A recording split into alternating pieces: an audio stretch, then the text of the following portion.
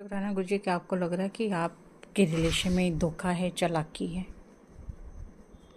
आपको लग रहा है कि आपके रिलेशन में धोखा है, चालाकी है? कार्ड आपके सामने शफल है जी। नेक्स्ट,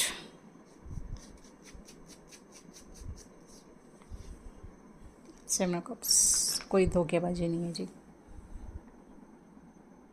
आप दोनों ही बहुत इमोशनल हैं।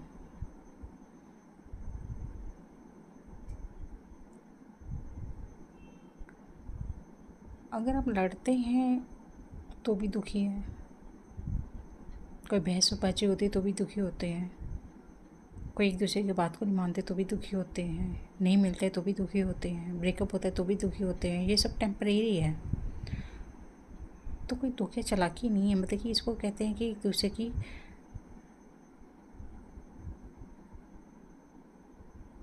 बात को अगर आप नहीं मानते हैं तो ऐसे कोई पहाड़ तो नहीं गिरने वाला, लेकिन थोड़े दिनों के बाद आप उस बात को ख़त्म कर देते हैं, फिर पैचअप कर लेते हैं, फिर नए से स्टार्ट करते हैं। तो ये तो दुनिया का चक्र है, यहाँ पे तो कोई नहीं बच पाया, क्योंकि आप एक दूसरे को खोना नहीं चाह रहे हैं। कभी तो आप बात मानते हैं, कभी पर्सन मान लेता है, बैलेंस बना के रखते हैं, और फिर जब एक दूसरे के ऊपर हावी हो जाते हैं फिर सोचते हैं क्या ट्रिक अपनाई जाए कि हम दोबारा से हम बात को नरमी से पेश करें, सादगी से अपनाएं अपनी लाइफ को।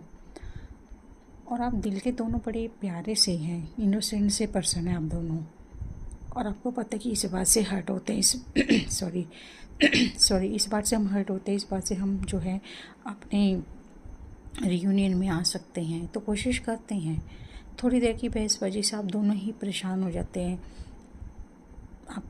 और फिर थोड़ी देर के बाद फिर आप कोशिश करते हैं अपने पर्सन को बनाने की। इसी को प्यार करते हैं, इसी को सच्चा प्यार, इसी को वैल्यू समझना कहते हैं, इम्पोर्टेंस समझना कहते हैं। और अपनी लाइफ में आपका पर्सन क्या अहम भूमिका निभाता है वो समझते हैं, तो आप मिरर करते हैं। तो आपके रिलेशन में कोई भी मुझे तो कुछ धोखेबाजी नहीं दिख रही, बल्कि आप लोग एक दूसरे की मतलब कि महसूस करते हैं अपनी लाइफ में एक दूसरे को, कि ये इसका होना मेरी लाइफ में बहुत ज़रूरी है। आपके पर्सन का, उसका प्यार, उसकी अहमियत। ठीक है जी, थैंक यू।